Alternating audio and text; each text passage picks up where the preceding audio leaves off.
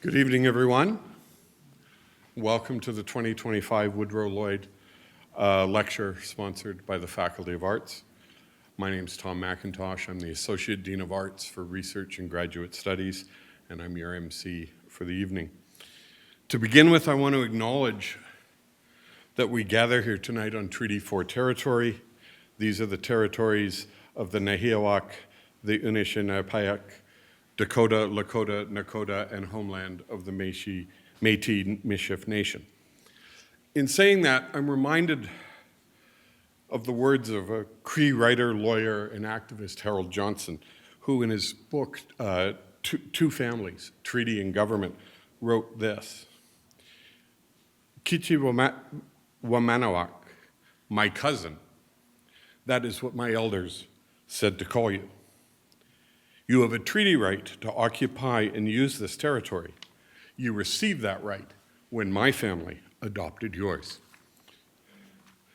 But that treaty right was not intended to lead to the subjugation and impoverishment of the First Nations and Métis peoples with whom we as settlers were supposed to share this land. So in reflecting upon what it means for all of us to be treaty people, we are called upon to acknowledge and correct the wrongs of the past, of the present, and to look to a future that makes manifest the promises of the treaties. That is, after all, the very least that one cousin owes to another. Tonight's lecture is presented in recognition of the contributions to education of Woodrow Stanley Lloyd, who served as the 8th Premier of the province of Saskatchewan from 1961 to 1964. He is perhaps best known as for being the premier that implemented Medicare in the aftermath of the very divisive doctors' strike in this province in 1962. But before that, as Minister of Education, he was a strong and vocal advocate for the expansion of post-secondary ed in the province, and indeed laid the cornerstone of the first building of the Regina campus of the University of Saskatchewan. That campus, of course, in 1974 became the University of Regina, and for the last year we have been celebrating our 50th anniversary as an independent post-secondary institution. The lecture is funded through the generosity of the Woodrow Lloyd Trust and is presented in each winter term. I want to thank the members of the Woodrow Lloyd Lecture Committee for their time and effort in choosing tonight's speaker. I'd also like to especially thank Michelle Lamole for her work in organizing this event, and Dr. Emily Eaton of the Department of Geography and Environmental Studies for her generous assistance in planning and helping host our speaker tonight. The Lloyd Trust charges us to invite a nationally or internationally recognized scholar, writer, thinker, and/or activist to speak on issues of direct relevance to Saskatchewan. And I think tonight we have more than met that mark. Jennie Stephens is all of those things. So at this time, I'd like to call upon Dr. Emily Eaton of the Department of Geography and Environmental Studies to introduce our 2025 Woodrow Lloyd Lecturer. Emily.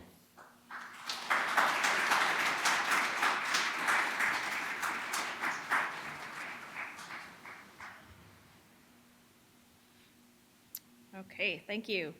So it's really my great pleasure tonight to introduce my friend and colleague, this year's Woodrow Lloyd Lecturer, Dr. Jennie Stephens. Dr. Jennie Stephens was born in Ireland, spent most of her life in the United States, and has recently returned to Ireland as a professor of climate justice at the National University of Ireland, Maynooth. Professor Stephens has spent over 30 years now in universities pursuing topics related to sustainability and social justice, from feminist, anti-racist, and decolonial perspectives. Jennie's path to these topics is somewhat unconventional. Her PhD is from the California Institute of Technology in environmental science and engineering. Wishing to contribute knowledge and solutions to environmental crises, she soon recognized that she needed to expand beyond what she now calls out as narrow and technical approaches to environmental issues. In her 2020 book, Diversifying Power, Why We Need Anti-Racist Feminist Leadership on Climate and Energy, she lays out a social justice approach to energy transition. In this book, she calls for reinvestment in public services, and economic redistribution in the form of housing, health, transportation, and nutritious food for all. Before joining Maynooth University in Ireland, Professor Stephens was a faculty member at Northeastern University, the University of Vermont, and Clark University. She's also done postdoctoral research at Harvard's Kennedy School and has taught courses at Tufts, Boston University, and MIT. All of this experience at universities across the United States working on issues of ecological justice led Dr. Stephens to write her most recent book, Climate Justice in the University. In this book, and I think in the lecture tonight, you'll be challenged to reimagine the university, or perhaps to return to the ideals of the public mission of the university, to build and nurture a good life for all, including the non-human beings with whom we are in relation. As I've been reading through her book, I am captured by some concepts like exnovation, the idea that we don't just constantly need new inventions and technologies, but also we need to work on and create knowledge about reducing and phasing out certain practices and technologies that are no longer serving us. I'll leave her to explain some of the other bold concepts and ideas in the book tonight. But before I conclude, I wanted to add that Jennie is also an excellent colleague and community member. One of the many service projects she is currently working on includes the Climate Justice Universities Union, which is a transboundary and transdisciplinary collective seeking to leverage the transformative potential of higher education institutions to accelerate a just transition and advance climate justice. This Climate Justice Universities Union is based in Ireland, but welcomes memberships from the world over. So I encourage you to look up this initiative online, where you'll find all sorts of resources for teaching or for action in your own communities, and where you will find a community who believes in and is working towards the transformative power of universities and society. So please welcome Jennie. Thank you, Emily.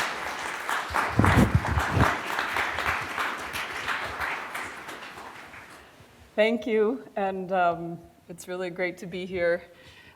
Thank you all for coming, and thank you to the organizers. Sorry? Turn this one off. I'm sorry. It's okay. Perfect. Yeah, can everyone, can hear me. It's really an honor to be this year's Woodrow Lloyd Lecture, and I'm going to just go through some of the big ideas in my book, which is really the goal of writing the book is to catalyze new conversations and challenge ourselves to think differently about higher education, which I think of as actually critical social infrastructure.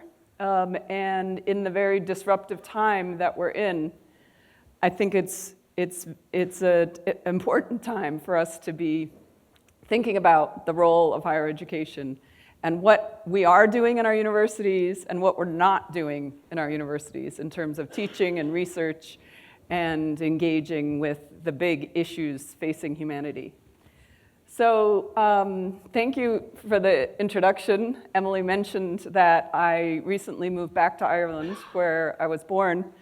And a lot of my experiences before I wrote the book were in the United States higher education systems. And this is a very challenging time with everything that's happening in the world, particularly in the United States. And in some ways, I hope that with this disruptive time, we actually can open up our minds toward thinking in more transformative ways than we have been able to previously.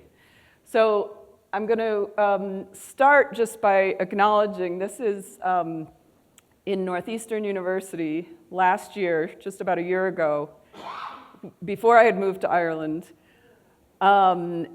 where the campus was, the university called twice called the Boston police to the campus to threaten and intimidate and ultimately arrest over 100 people who were protesting for peace and ceasefire and the rights of Palestinian people. And I mention this because this is before the current administration. And what I experienced in higher education in the United States was academic freedom under threat for years, right? And some of it is very subtle, some is more blatant, but there were different kinds of intimidation tactics, certain things you weren't supposed to talk about, certain things you are allowed to talk about.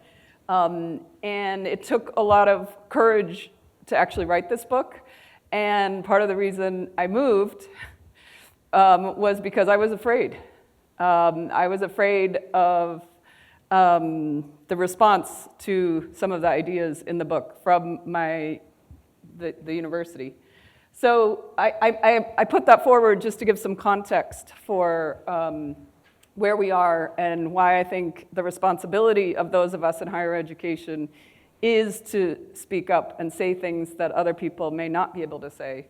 So with that, I want to acknowledge that higher education has always been and will always probably be knowledge-based organizations, right? Institutions that are based on knowledge dissemination, knowledge co-creation, and they need to be financed, right? So there's always this relationship with knowledge, wealth, and power.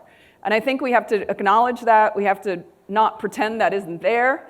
We have to deal with that and consider it and be open and transparent about this and how we navigate it.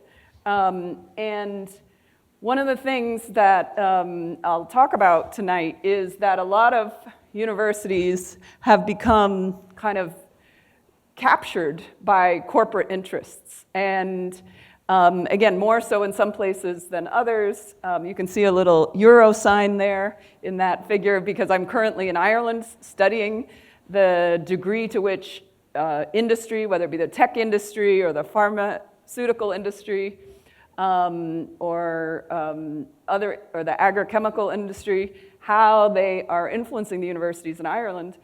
And Emily and I and others have been doing research on how industry has been influencing universities in the United States, in Canada, in the UK, Australia, and other places.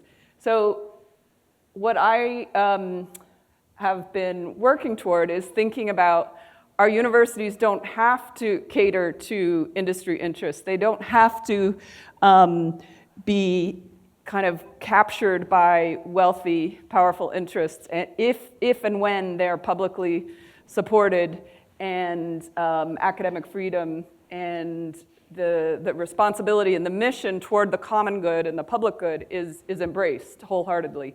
And so this is this idea of, another university is possible, right? This is actually from a protest in the UK where staff and faculty in many UK universities have been going on strike regularly because the conditions are so bad and the challenges for the university. And Emily mentioned in the introduction this Climate Justice Universities Union, which has emerged in the past few years that I actually mention at the beginning of the book and I mention at the end of the book. And it's a collective, and I'll talk more about it, but the idea is to get us out of our silos about individual universities. One of the things about universities is they're very good at making us very loyal to the university that we're in and not thinking about the higher education as a sector, as a collective, as a common good, and therefore most universities don't actually collaborate very well with other universities, which is ironic because in some ways, because there's so much potential for if we think more collectively and collaboratively in our universities. So the other thing that I want to just situate is that this book and where we are in facing humanity, we are not just facing a climate crisis. We are facing multiple crises. And you may have heard this phrase, polycrisis. And the scope of what we're facing is, mental health crisis, of loneliness, people are disconnected. We have opioid and addiction crisis. We have pandemics. Obviously we had one. We're likely to have another soon. We have cost of living, food, energy crisis, housing crisis. We have financial crises, debt crises, all kinds of environmental crises that are separate than the climate crisis, right, in terms of biodiversity crisis, plastic pollution crisis. Then we have militarization, war, failure of international law, and the rise of authoritarianism. And then on top of that, we have the climate crisis, right, that is exacerbating all the other crises, and it is also making it harder for us to deal with the other crises. So they're all kind of interconnected. And what climate justice does, and the reason I focus on climate justice and kind of make the case that we should all kind of be reframing the climate crisis with a climate justice lens, is acknowledging that these are all interconnected. And to effectively address any of them, we actually need to address all of them. And from a climate justice perspective, the climate crisis is a symptom of a bigger systemic structural issue and not something that we can just solve independently in isolation. So the book starts, each chapter in the book, I begin with a personal story or experience or anecdote. And because I've been working in higher education on climate and energy issues for over 30 years, I have quite a few experiences to reflect on. And I started my first faculty position in August 2005 at Clark University, which is outside of Worcester, Massachusetts, about an hour west of Boston. And that first semester, the first week of the first semester of my first faculty job, Hurricane Katrina hit New Orleans. And some of you may remember that time. It was shocking, it was devastating. The suffering and the media representations that went throughout the whole world of how bad it was were really disturbing. And it's not only the suffering of and the devastation of the storm itself, which was an intense hurricane, a very disruptive climate event, but it also, what was disturbing was how ill-prepared the United States government was in responding, and how the response itself was very militarized, it was racialized, and it was many people, most people, what it revealed was how a big disruption like this actually exacerbates inequities and injustices and disparities among people. Because the well-off communities had insurance, they were able to build back better, some households were able to do home improvements because of the insurance money, whereas most people were forced to move, there was death, health issues, all kinds of, many people left and never came back, right? They lost everything and had to move to a different part of the country or world. So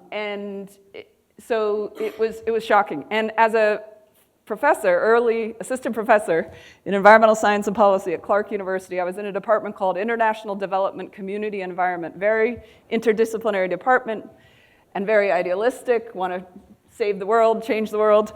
And we spent the whole semester focused on thinking about Hurricane Katrina and the response and how inadequate it was. And we really thought, or I thought, maybe I was naive, but I thought this is so horrible that this will catalyze transformative change because we will not let this happen again. Here we are 20 years later, and I think we are in a worse place. I think communities are even more ill-prepared. There is even more disparities in health, in housing, in economic opportunity. We also have become somewhat complacent to these scenes of devastation. And we see them and whether it be here or other parts of the world. And, it's kind of like, too bad, climate change is getting worse, we're going to see more of this, but we're not necessarily outraged, we're not necessarily expecting transformative change to deal with this, we're just accepting that suffering is going to continue and get worse. So that leads me to this proposal for a real paradigm shift toward transformation. Here we are in 2025. We can't think about the climate crisis as small incremental tweaks to our society, right? We need a big shift. We need transformation. And for me, that's what climate justice represents. And what it also represents is moving away from simply focusing on individual behavior, which is what a lot of our climate policies do, try to incentivize individuals to make different choices, and think more about collective action and bigger systemic change that's necessary for that. Think beyond just technological changes, which is what a lot of our policies also focus on, and also spend more time investing in and thinking about and promoting social changes. Move beyond profit-seeking priorities and think that we can just make money, businesses can make money as we do this transition, and really reimagine economic framings so that we can focus on well-being priorities beyond profit. Moving beyond this wealth accumulation mindset that is so widespread that we're all kind of encouraged that we just need to save and accumulate wealth, whether it be individually or organizations, and think more about a sufficiency mindset. Do we have enough? Does our families have enough? Does the community have enough? Do our neighbors have enough? Do our neighboring countries have enough? Like, if we think about human rights, everyone deserves to have enough. How can we realize that? Moving away from simplistic linear assumptions toward more complex system assumptions. Moving beyond just thinking about innovation, which is the new things, but also exnovation. How do we move away from and stop doing the things that we know are no longer serving us? How do we move away from concentrating wealth and power, which we see now with billionaires kind of having control over so much that's happening in the world, to distributing wealth and power, and moving away from increased militarization toward more peace and human dignity priorities, and acknowledging every human life is valuable. So in figure 1 of the book, I kind of go through this kind of paradigm shift and explain and represent what climate justice means, as opposed to climate isolationism, which is the more mainstream way that a lot of climate policy and climate research is framed, which is more of focusing on things on the left. But we can, in a climate justice shift, we can focus more on things on the right. It's not to say technology isn't important, that's not what I'm saying at all. But we need to couple the focus on technological change with these different ways and social change as well.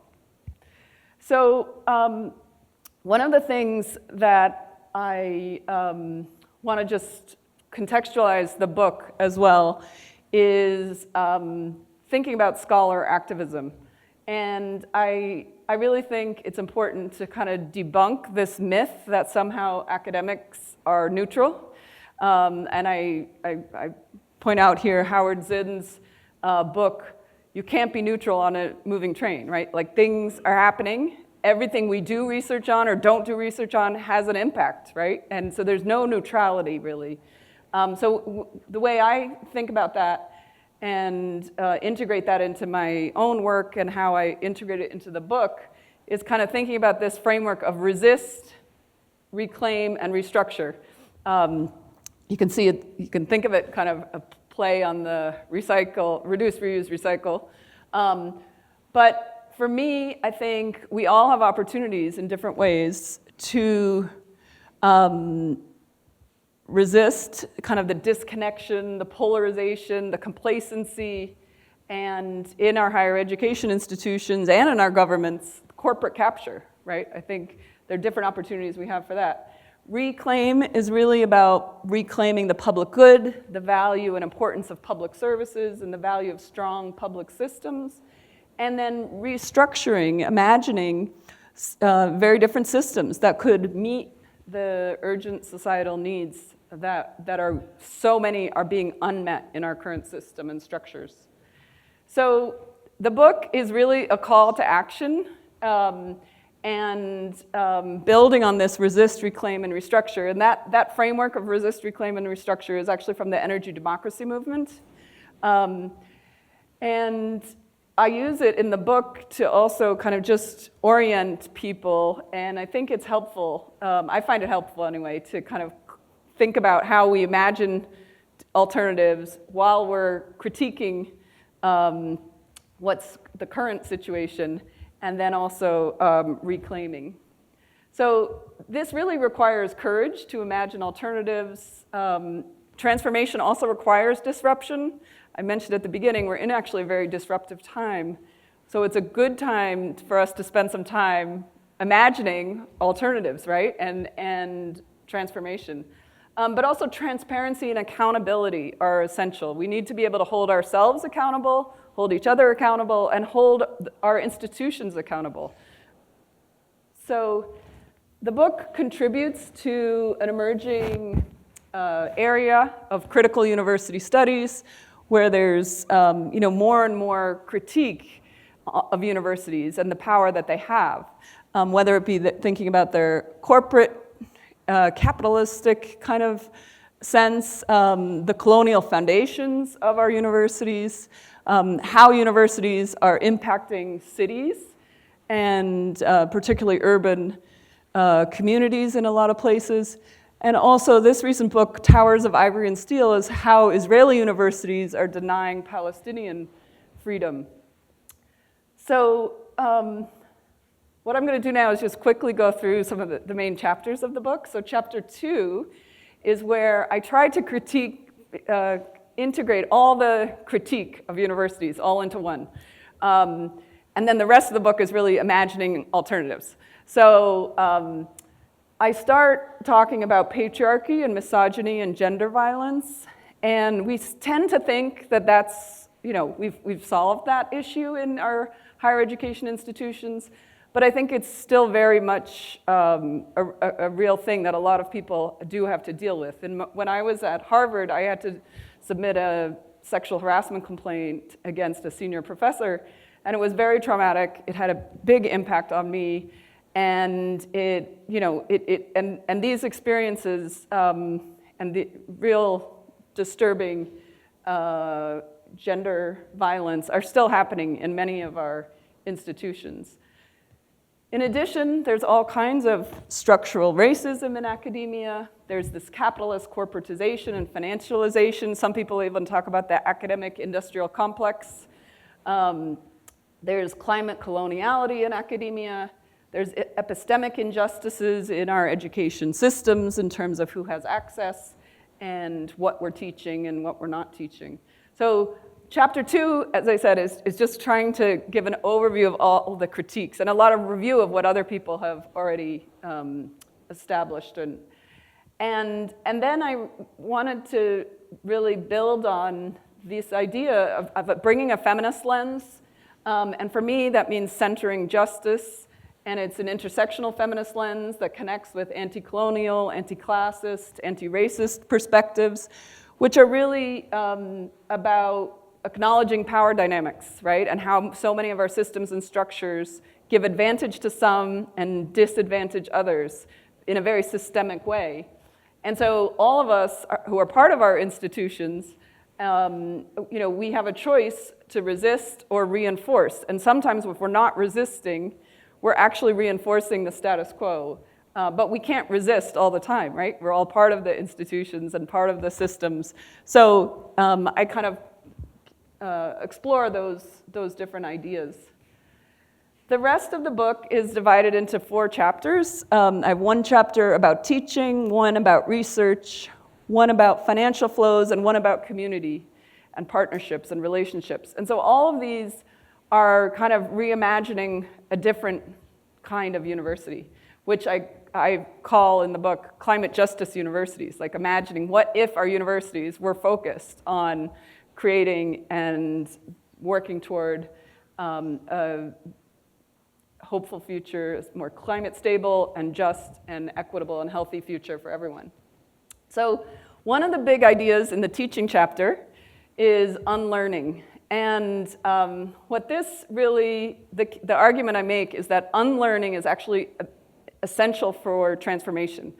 And what I mean by that, and the story I tell at the beginning of this chapter, is about a student who came to me at the end of the semester to say that he'd really gotten a lot out of my class. He was an energy systems master student, and he took my class, which was about energy system change, with a policy, social justice, social science perspective. And he is an engineering student who had only taken classes on energy system change from an engineering perspective. And he came to me at the end of the semester and he said, before your class, I was a fish swimming in a fishbowl. And now that the semester is over, and for the rest of my life, I'll be swimming in the ocean. Which for me represents unlearning, because what he was saying was that throughout the class, the glass of the fishbowl kind of broke open, right? And he was able to see alternative parts of the world. And obviously, as a teacher, that's one of the best compliments you can get, right? I was very appreciative of that, and he was very poetic, kind of in his description of the impact of the class. But I think this is important because we can, you can swim, you can have a life swimming around and around in a fishbowl, and it can be a good life, right? But it constrains what you're able to see. And so I think this idea of kind of the liberatory aspect of education is essential, and you need to be able to open up and let go of constraining frameworks and open up your mind. So one of the areas where I think we need some unlearning is in neoliberal economics. Most university students who take an economics class, they mostly, or economics majors, many programs just focus on neoliberal economics, which assumes growth, perpetual growth is the norm, and it's gonna keep going, which we know is completely inconsistent with the boundaries of the planet and Earth systems. And the president of Ireland has even said that the failure to facilitate a pluralism of how we teach economics is a deprivation of basic student rights, indeed citizen rights, leading to a narrow, blinkered, and distorted education. So he is even going so far as to say it's an injustice to our students not to get beyond mainstream neoliberal economics. And there's so many other kinds of economics that should and could be taught in our economics programs in our universities, including ecological economics, donut economics, which talks about a maximum and a minimum for everyone, degrowth, post-growth, feminist economics, caring economy, a solidarity economy. They're all different ways that society could be organized in terms of our economic systems. Another area that I think is really important for unlearning is knowledge hierarchies. Our universities are quite, we're still very traditional, disciplinary oriented, most of our programs and degrees. And in that structure, we really don't prioritize relational knowledge, right? How we're all interconnected with each other, how we're interconnected with the beyond human world and the rest of Earth systems. And that's where indigenous knowledge is so fundamental to relational knowledge, right?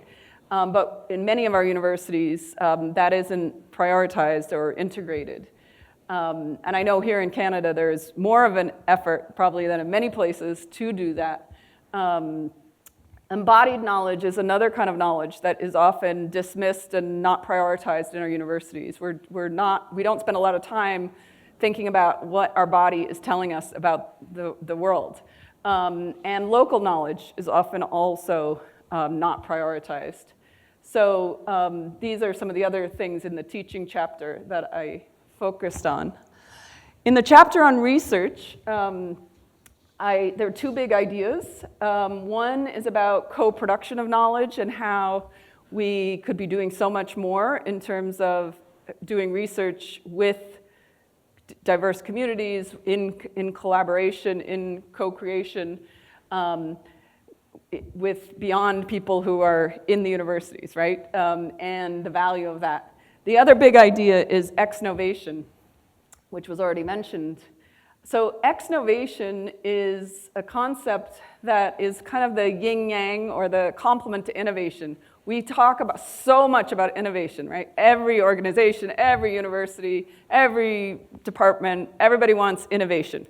But we don't talk a lot or invest a lot in ex-novation. And ex-novation, the assumption with innovation is that you come up with the new technology, a new way of doing something, and that the old, it will displace the old, right? There's an assumption of that there will be a substitution. But what we're finding is, especially in energy, for example, we've done all this renewable energy innovation. We have grid technology, battery technology, electric vehicles, all kinds of things.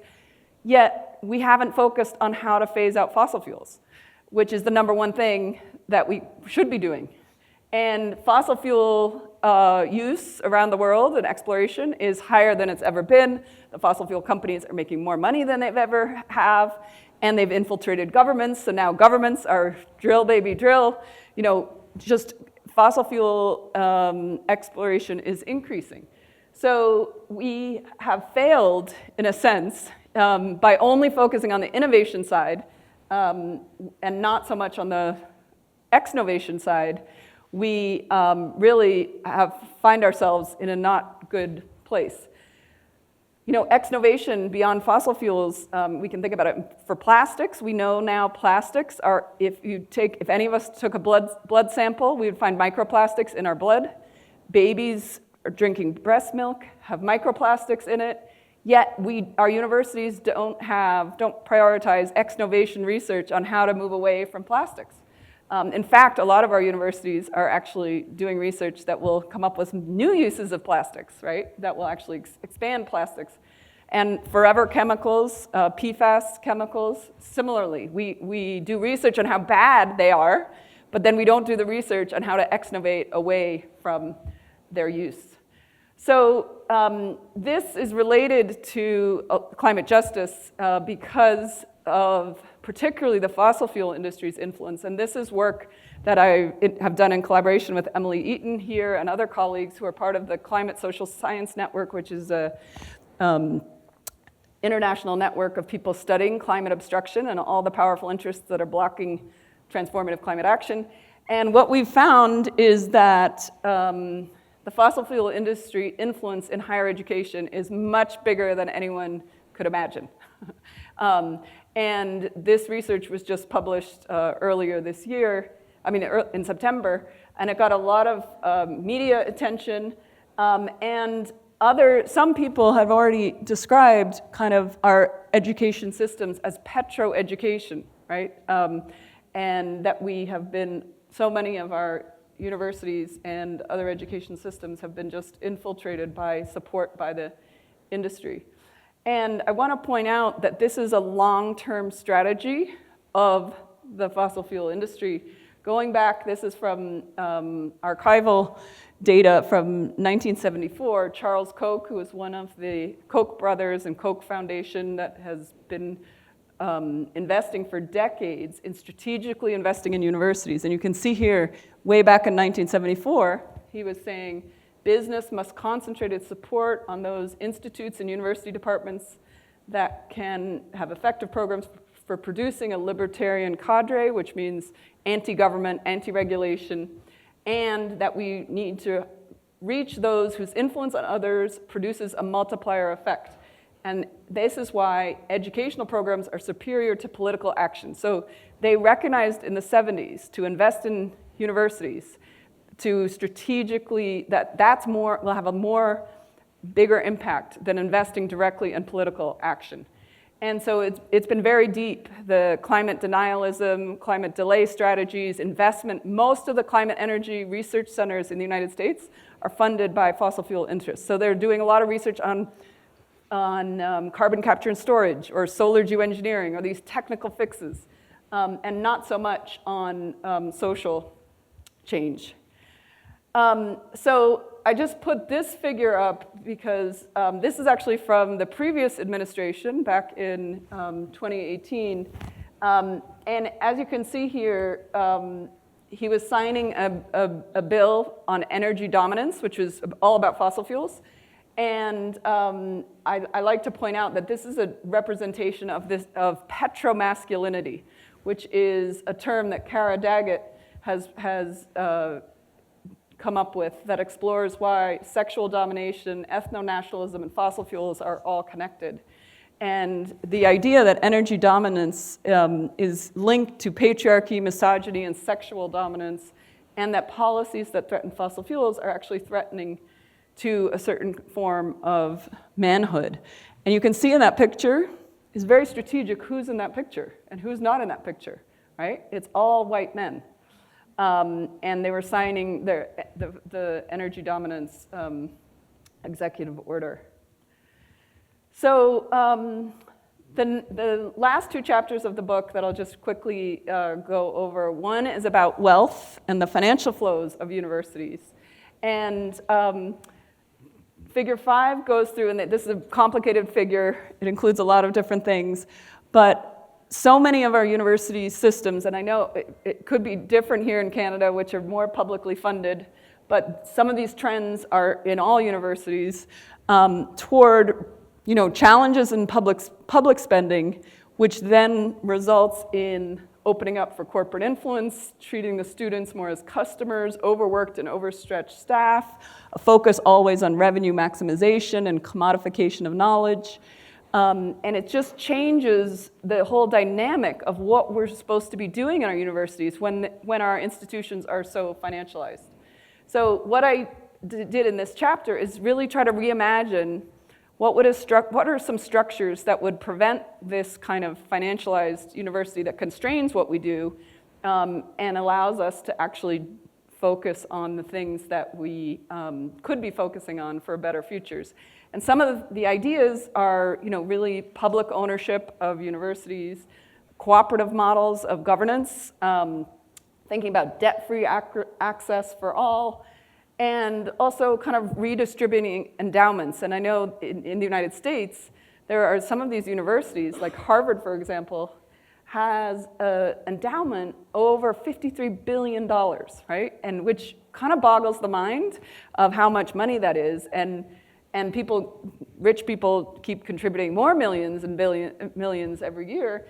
But so what about, could we think about restructuring, and are there ways for that money to be distributed in different ways so that to have a better or bigger impact on what society needs?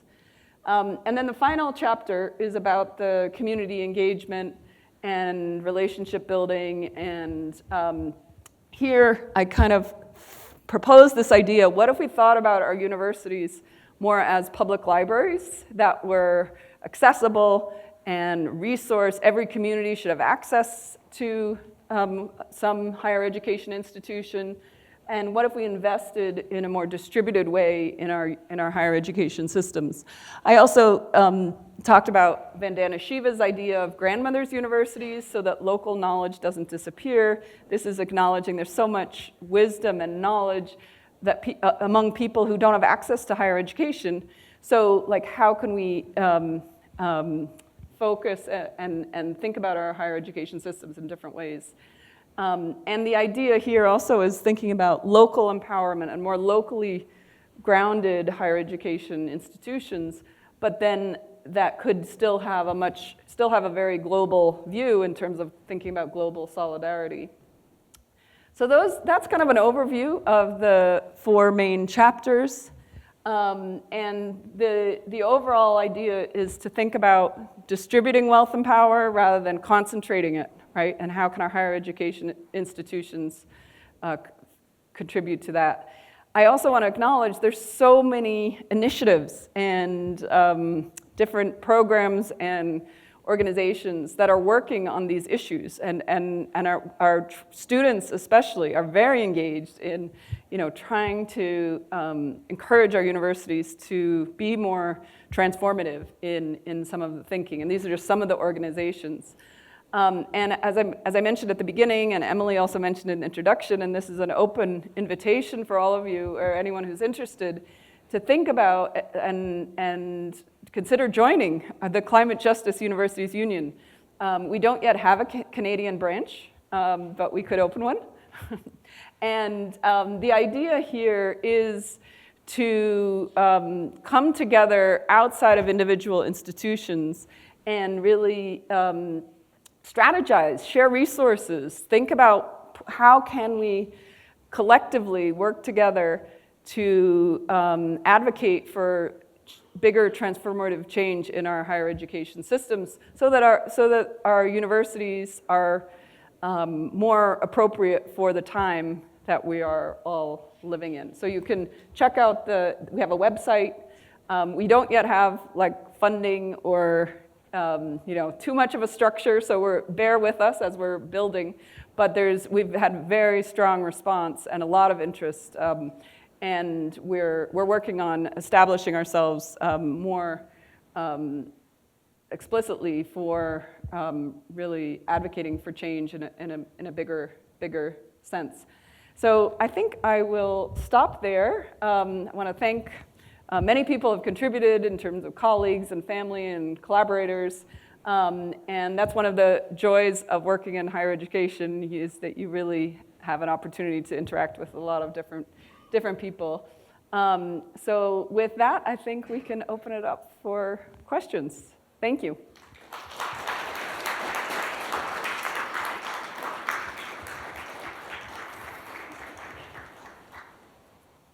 I will also say the book is available. We weren't able to get copies of the book here that I could have signed, just because the distribution of hard copy of books is trickier than you think.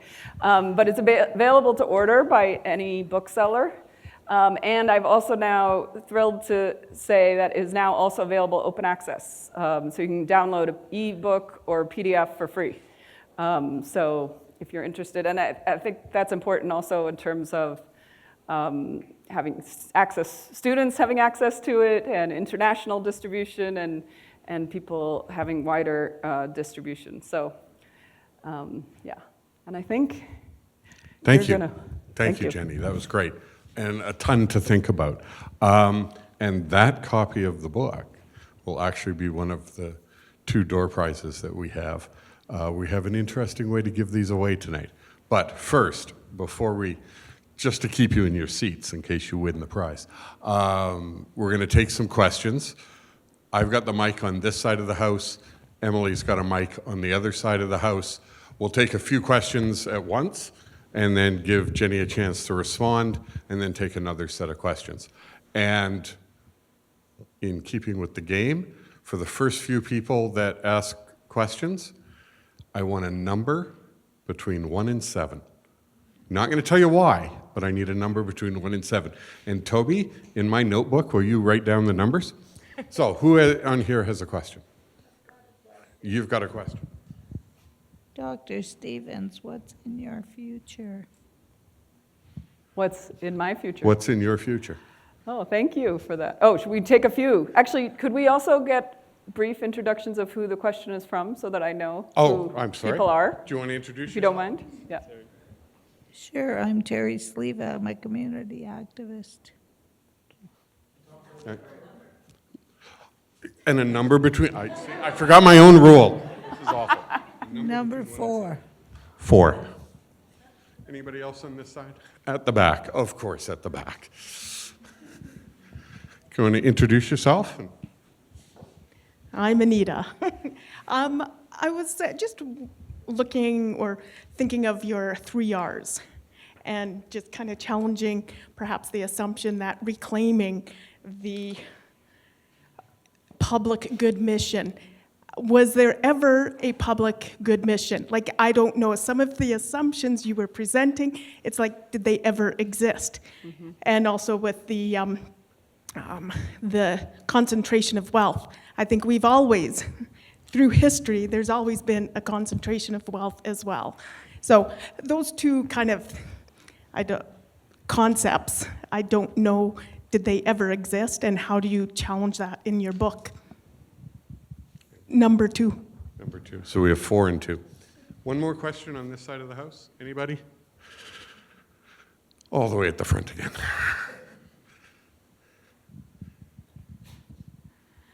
Yeah, thanks so much. My mind is whirling. The concept of social murder came my way fairly recently, and I wondered if it had come your way. I've been spending a lot of time trying to get someone in the city to do something about houselessness and the people who are dying in the streets. But climate change is killing people too, and those in power know that what they are doing is causing other people's death, and that's the kind of definition of social murder. Anyways, you did make reference to houselessness in passing. If you could say something more, and if you had anything to say on social murder. And has anybody? My name's Florence, and has anybody picked number 3? Nope. Okay. 3.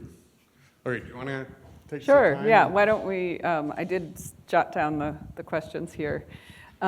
So in my future, what I think I'm continuing to kind of work on higher education and transformation and how they're interconnected.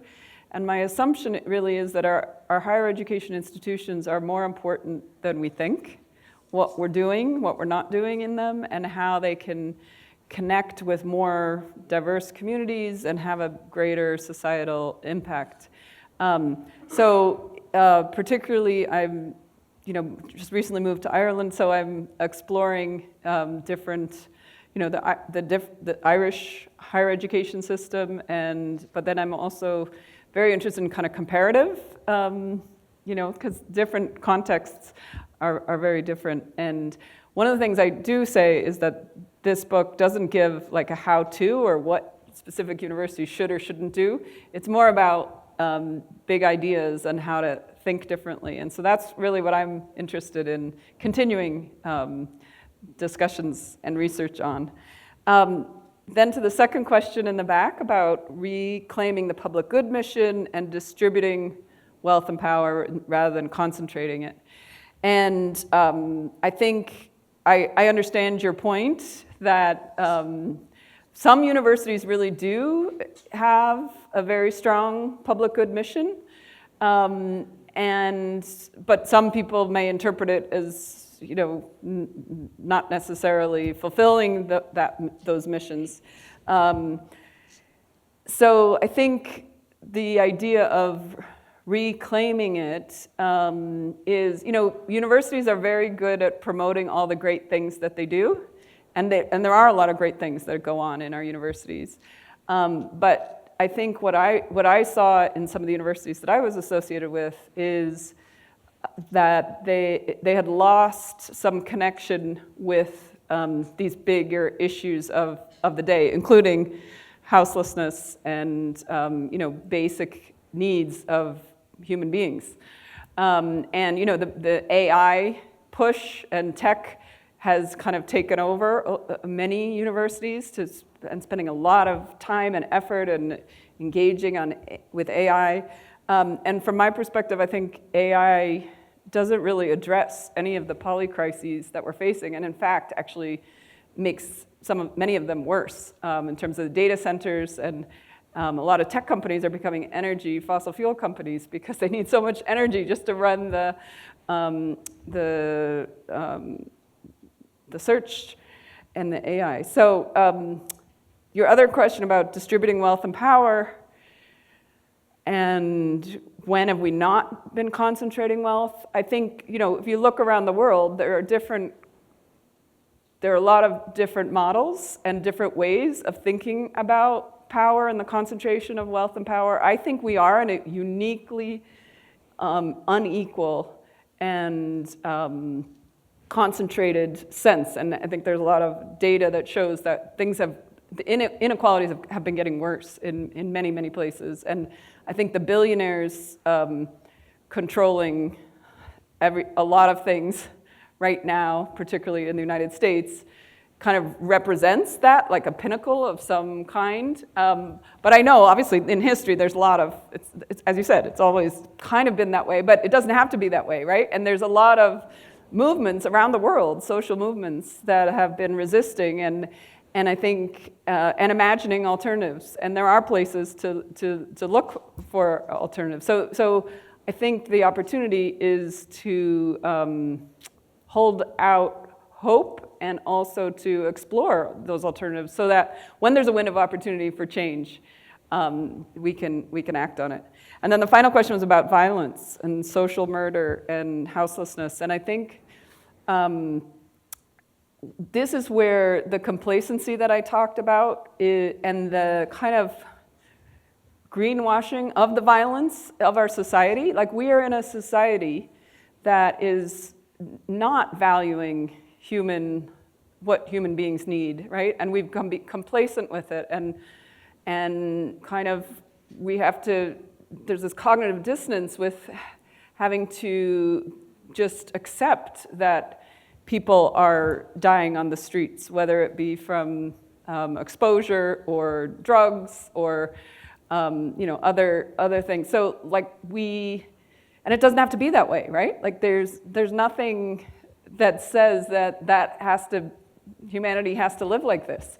And those of us who are in positions of privilege and can speak up about these things, I think that's exactly why I feel I have a responsibility to connect to these issues. And for me, I think housing and health are fundamental, and they are climate justice issues. There's no way that we will be able and to effectively address the climate crisis until we have systems and structures that value human life and invest in what communities need and households. So yeah, thank you for those questions. Don't forget your number between 1 and 7. Okay. So my name is Cheryl Statnichuk, and my number is 1. So my question, I guess I've been thinking a lot about the kind of misinformation that social media, how it's dominated and has created even more polarization in our society on these issues, So people who are denying that there's been climate change, people who are denying a lot of human rights issues. So that we've seen a real rise of anti-science, anti-intellectual bias. That's mostly because of social media, I would say. And when you're talking about concentration of wealth, I mean, some of the wealthiest people in the world are the ones that are managing a lot of social media too, right? So I'm just sort of wondering if you have any thoughts in terms of how to challenge misinformation. So with universities, I mean, our CBC, a public broadcaster, will go to, an expert, a science expert, a university professor to get their opinion and their views on a particular topic. But that is becoming more and more rare, where everyone does their own research. Everyone is their own expert, and they know because they saw it. And so how do we start to challenge that? Because we can't, with that kind of divide, we can't start challenging all of these inequities and can't build collective action until we can kind of challenge that.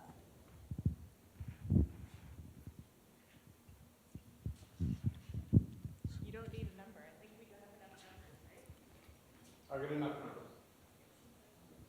Hi, good evening. Thank you for your talk. My name is Sami Hellowa from Campion College, which is a very friendly college at the University of campus. My question is on the role of imagination, because you mentioned imagine the alternative. We are living at a time where we're trying very hard to manage crisis in the plural, especially in terms of causes and effects and impacts, and we have metrics for it, etc. I'm wondering how we can imagine the human side, the human suffering especially, about these crises. Is this an alternative point of view that we can entertain more and look at it in terms of what through our human suffering can make a difference at the end of these crises, rather than just intellectually looking at them in terms of causes and effects? Thank you. Thanks, Sammy. And I'll take one more on this side. Excuse me, Jeff. Hi there, my name's Les Ludwig. My question is, if a guy wanted to get a free education in climate science, where would he go about doing that? Okay, great questions. So I'll come, Cheryl, to your question about misinformation and social media. I guess my own sense is that the polarization that we're experiencing has to do with the lack of providing basic material livelihoods for people. And so, yes, we can isolate social media as a way, one mechanism how this is spreading.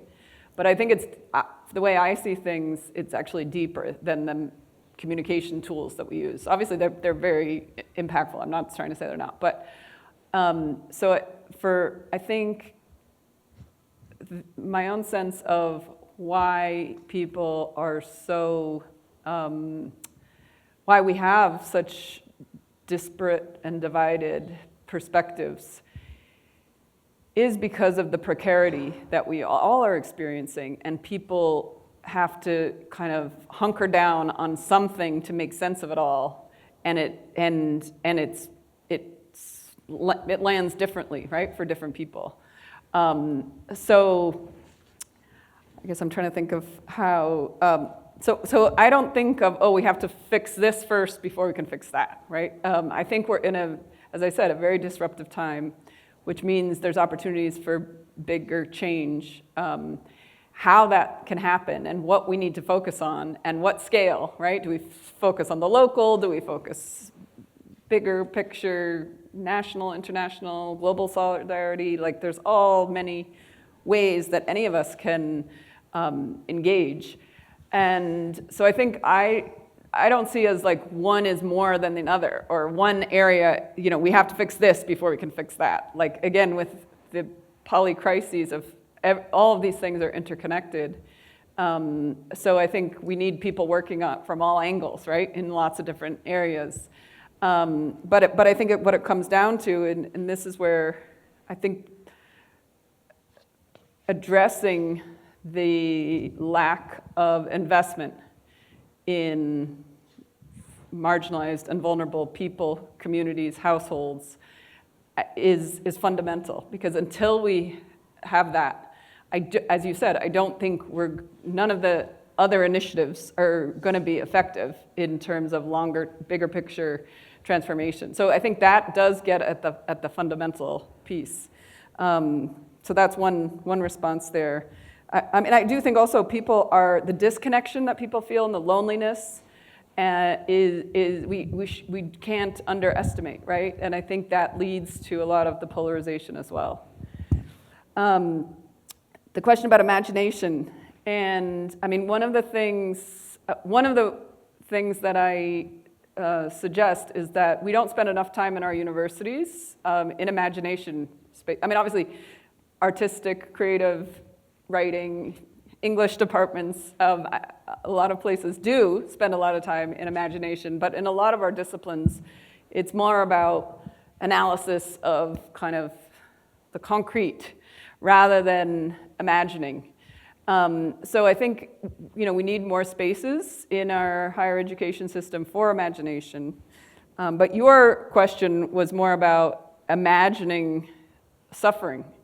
And on some level, I think I guess I don't have I don't know exactly what you're thinking about, I mean, I think all human beings suffer, right? And we all can relate to suffering, and we all see suffering, and we all, and there are different levels and types of suffering. But I do think imagining future suffering or current suffering in other places or other people is impactful to us, right? It creates fear. It can motivate. It can. And so I think there are ways that our imagination can be motivating for bigger transformative change, because especially if you can look at the evidence and see that human suffering is expanding, or some of these very concrete disruptive crises that we see evidence of every day, and we don't have plans to ameliorate. This is a very real thing that can be motivating. And then the question about free education and climate education, right? And I don't know where. I mean, again, different higher education systems have different financing opportunities, right? Like different ways that the degrees are paid and paid for. And I think this is where the value of public education and publicly funded, well-funded public education is fundamental. But yeah, I don't have a specific answer.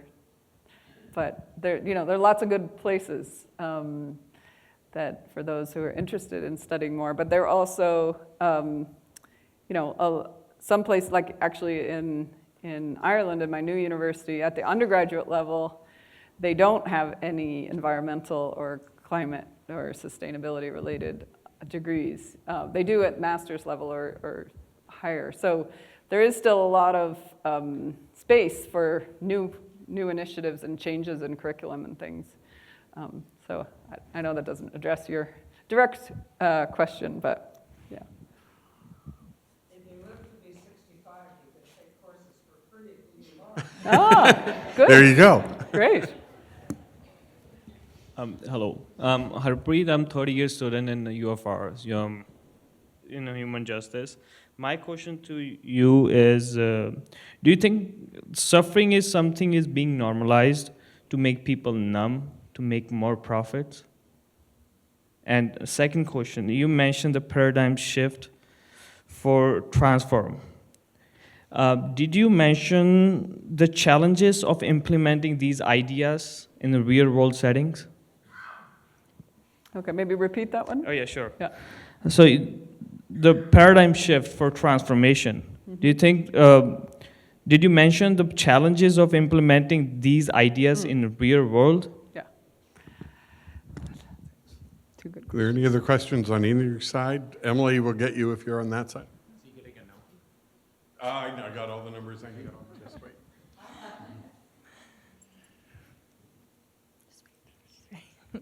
Hi, I'm Claire Amundsen. I'm an environmental engineer. And I wonder, what have you seen as best practices for collaboration between university departments, between different universities, and then between different sectors like consulting, higher education, et cetera? Thanks. Take one more over here.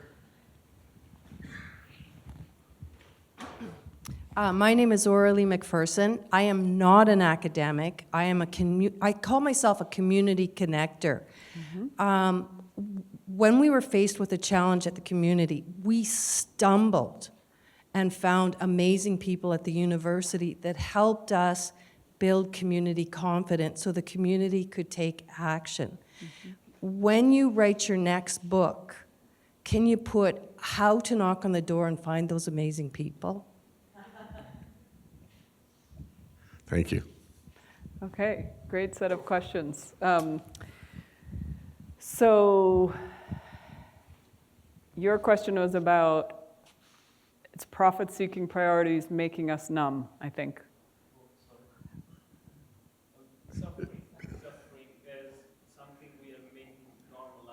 making people numb. So it's, Yeah. we make it so normal, anything happens, or it's now common, you know. People who are there, big heads are making money. Yeah. Yes, I think, and that relates, I think, to my point about the kind of this complacency, right? That we perpetuate. I think we perpetuate in our universities, saying, you know, you can do things. And focusing on the individual, and that you're here to, you know, get ahead yourself, but without thinking about necessarily the broader societal collective. So. Yes, I think that is happening, and you know and as I said, like, of course, human suffering, all human beings suffer. So it's not to say, but that doesn't mean that the conditions that some people are living in with such few options, right, for well-being. Are okay, right? But we, as I said, we are being kind of, the mainstream narrative is that, I don't know, there's nothing we can do, or blaming people. It's their fault, right? If you haven't figured out how to live in this society, right? So I think yes, and I think this is where you know, a focus on human rights, that every human being deserves a place to live, deserves to have food every day, deserves some education and access to healthcare. I mean, these are fundamental things that we seem to have, you know, moved away from. You also asked about challenges of implementation. So, yes, these are ideals, imagining, you know, a more just world, right? And of course, people can look and say, you're naive, that'll never happen, the world isn't fair, get over it, right? But, you know, when you see how, especially given the area that I know about, that I've done a lot of research on, when you see how powerful interests have strategically invested to erode public services, erode our expectations for human rights, for being able to provide what people need, and just told us all, you just have to get in the rat race and go as hard as you can so that you're okay, but like, not everyone's gonna make it, right? And I think that we don't have to accept that. So, and as you say, how do you implement, right? This is really hard to change systems and structures.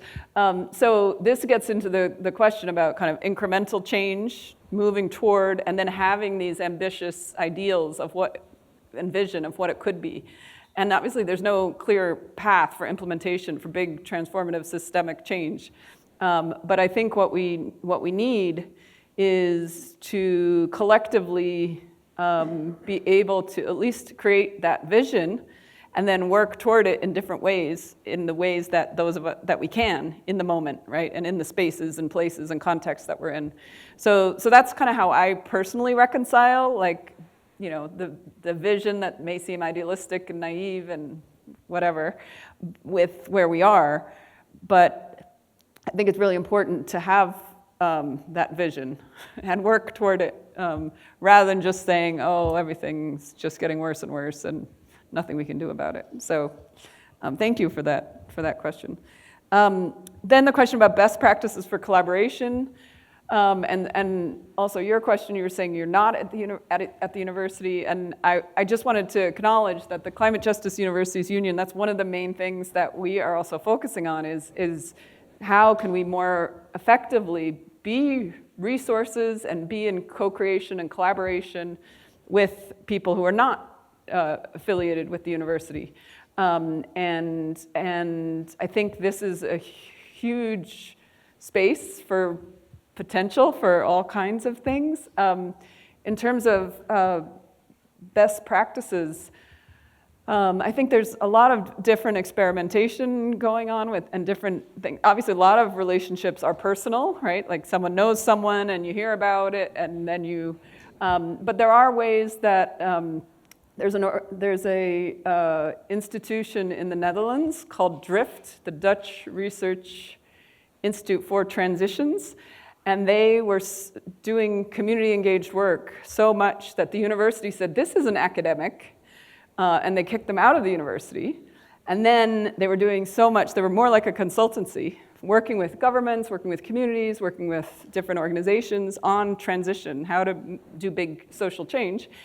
And they were writing more papers, had more students engaged, were getting more research grant money. You know, they were so effective. Then the university started noticing what they're doing and said, oh, come back in. And then they tried to change, this is at Rotterdam in the Netherlands.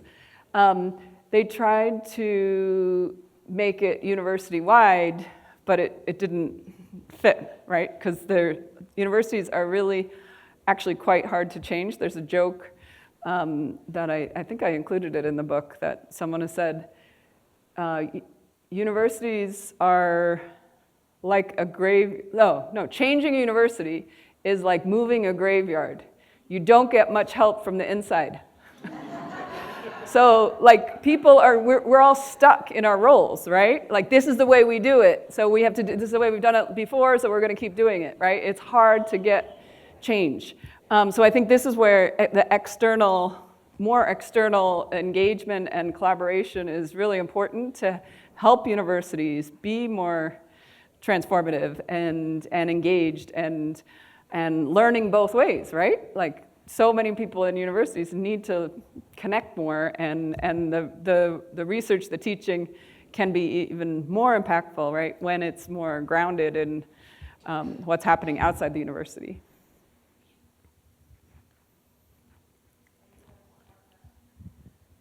Anybody?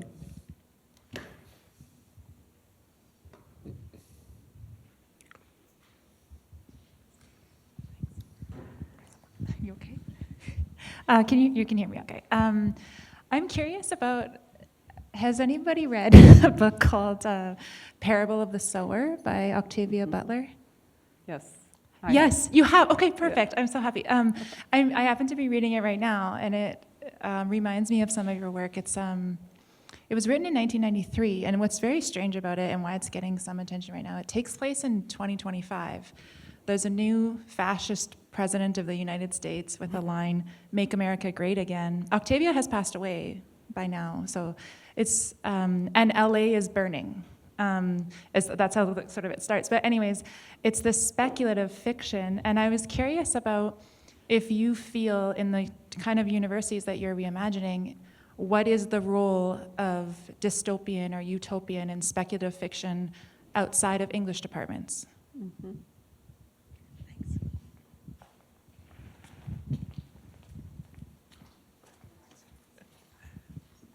Hi there. I was just thinking about the discussion before, just talking about like systemic systems with the university, how it's kind of like causes you to go into debt to begin with. So it's kind of has a systemic situation. And that's so I kind of was talking to that point of how more impactful it would be to have it more publicly funded. Just. So was there a question? Just a comment about that. Yeah, okay, good. You are preaching to the choir on that one, yes, very much. In light of some of these other questions, perhaps how does the economies of scale fit in with it? Because of course, as information, you need more people to talk to advance things, and maybe more money to advance things, to study, to do all these things. So in light of all these kind of aspects, have you looked at economies of scale? Okay, what size of a university, what size of a community do you need to make these changes? Okay, so I love the question about speculative fiction and mentioning Parable of the Sower. And I think all I would say is that again, imagination is so important, right? Whether it be imagining positive futures or dystopian futures, right? We need both, and we need more of it, because I think one of the things we're recognizing is that people like really have a hard time believing that things that we know are going to happen. You know, we're on the track, the train is going, we're about to go over a cliff, and people don't see it until you're there, right?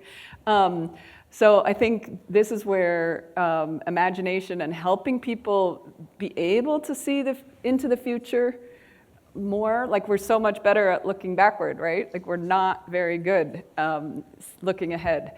And so I think that's an excellent question, and thank you for bringing that in.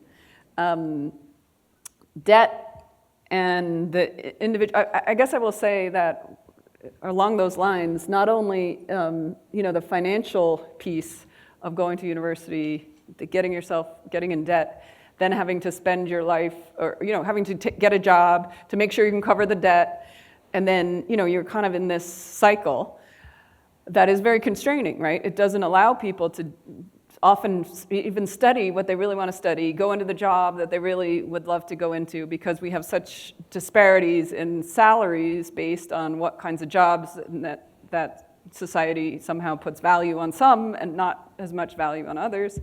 So I think that's a really important question and point that you made. And also the whole idea of jobs, that universities have to get jobs for their students. And like there's this assumption of that the reason you go to university is to get a job, and universities have a responsibility to make sure try to get their students trained for jobs. And I think the focus on jobs in much of our policy rhetoric as well is very limiting, because also when we think about bigger systemic structural change about economies and focusing on well-being, I mean, there's plenty of work and things that need to get done in society, right?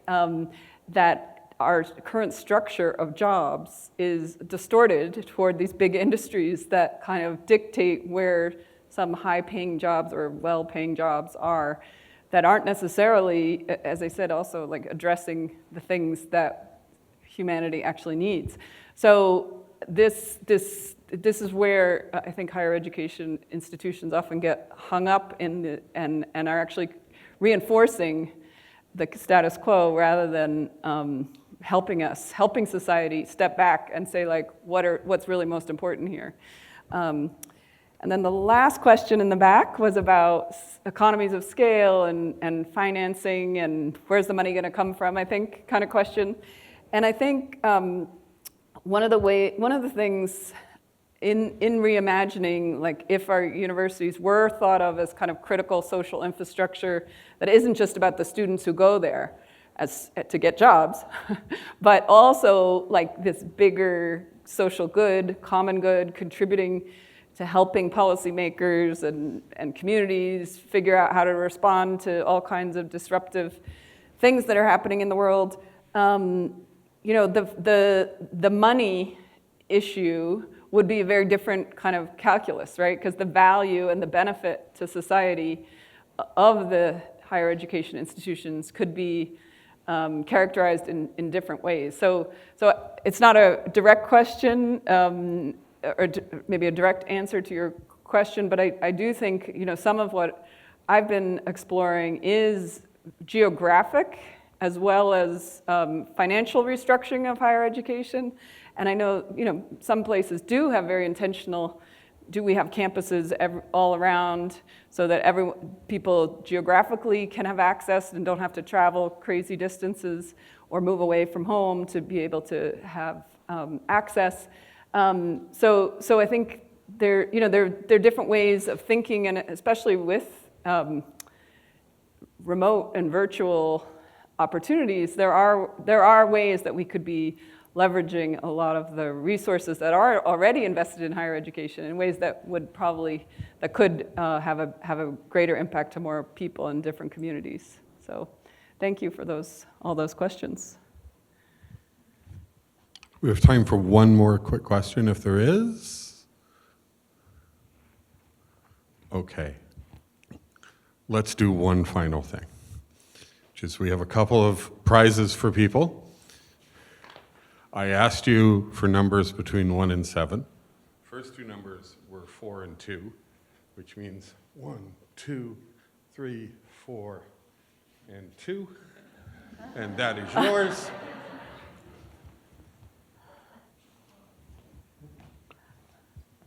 One, 2, 3, and 1. And if you're really nice, Jen, you'll sign it. Thank you very, very much, Jenny. That was a wonderful lecture, a lot to think about. Thank you to the audience for the questions and the engagement and for coming out tonight. Please join me in a final round of applause for Jennie Stephens.